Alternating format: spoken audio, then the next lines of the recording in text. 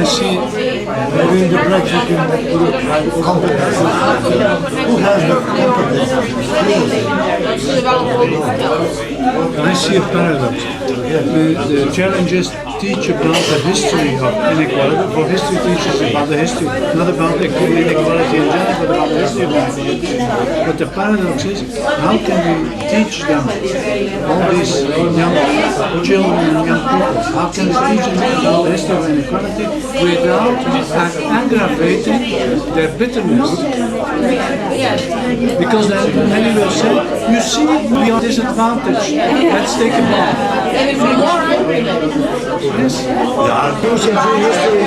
So you create these parallels.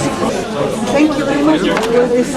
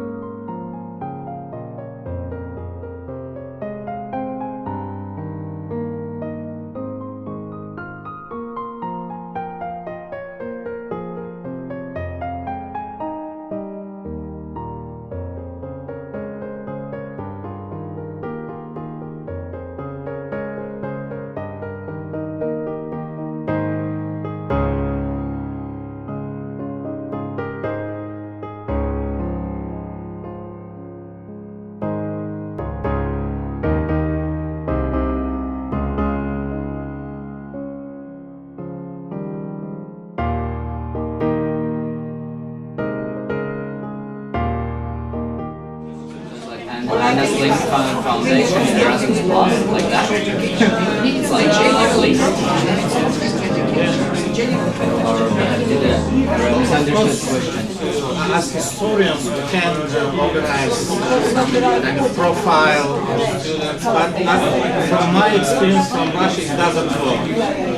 Well, it's what we discussed in our previous program. Just example with Roma. Yes, Roma.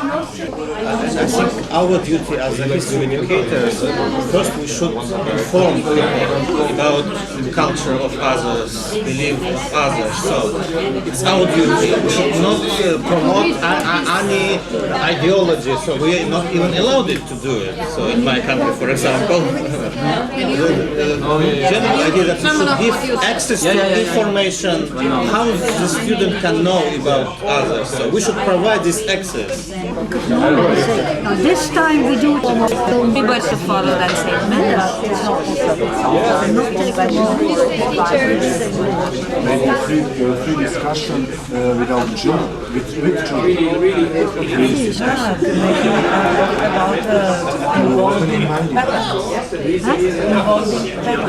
Yes.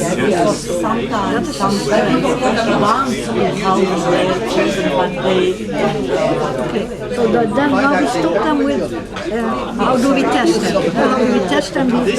It can be in a different way, you can present them and you can get the results in another way than by getting them in the right way. Do you have to say something to this? Can we go to the what we are Should be part of normal teaching. Yes, it is. Do we have the time to do that? We should take them.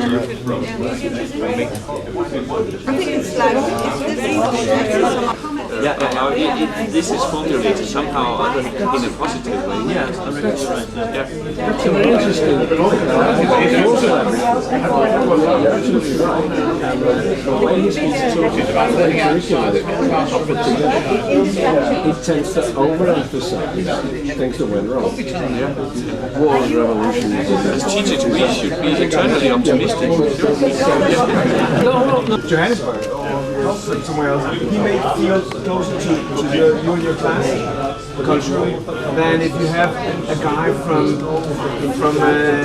fields of Jutland, a little bit village, and his parents moved to Copenhagen recently, so now he's in your class. He could be more alienated than your Johannesburg student. So I think actually it's a good idea to let them tell their own stories to get a sense of belonging more, and it can be really academically very relevant. Yes, narrative.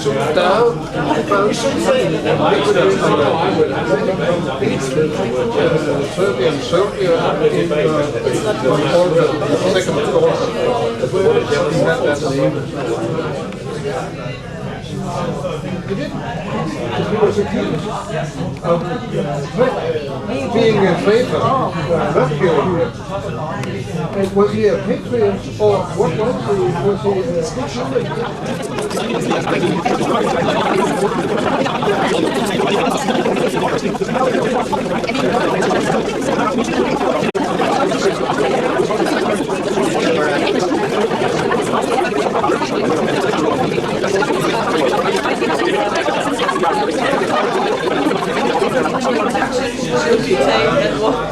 Sorry, before you go to the final, just know we will stop at 10 to 1. We will not have time to listen to all the results, but we will collect all the papers and draft one common result that everybody will get, right? But the only thing about that is please don't leave because we have some household announcements to do at 10 to 1. Don't leave. No, don't leave. No. As I can say. Very often, that was your very often. Differentiation and cooperation. And then we will do I would also say government, NGOs, for yourself because you're working so hard. statement here to implement and spread European. So, our problem is what additional resources and how those projects are needed for these actions. The actions are changing curriculum,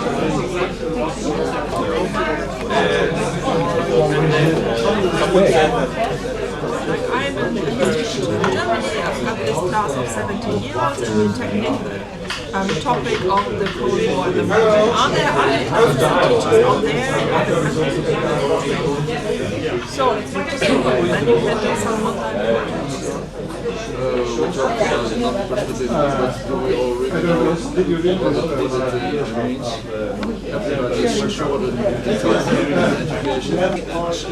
Actually, teaching would be a lot easier without students. I think hospitals also. With no patients. Edgar's from Latvia.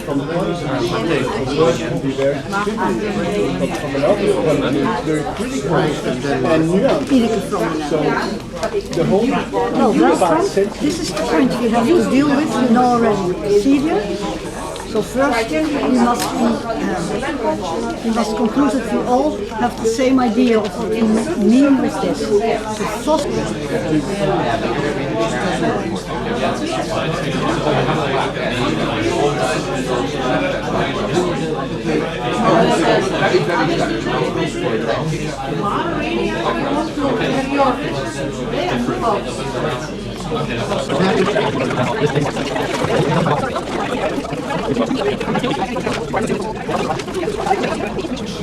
All right. Thank you. Well, we're going to collect all the papers, also the creative part. Yeah, we're going to collect everything. If we could fold it up. Noah? paper? Yes. I couldn't see. I can't see. This one also. Yeah. Thank you for your participation. But before that, let's just do kind of round of applause for our hosts who are not that mobile as all of you and did very hard work to collect them.